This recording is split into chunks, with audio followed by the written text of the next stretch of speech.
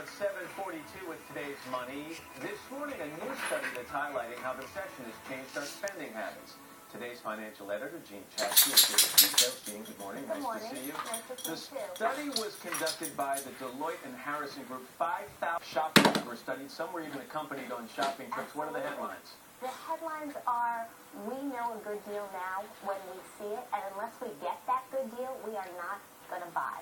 80% of people in this study believe that something has fundamentally changed in the economy, and even though they're spending less, they don't feel it's a sacrifice. That's right. They've gotten smarter about what they need versus what they want. They're purchasing less on impulse. Many people, 9 out of 10, believe that despite what the statistics say, we are in a recession right now, and it'll last another year. And they're not going to change their spending habits even when the economy starts to get better. Which I think is really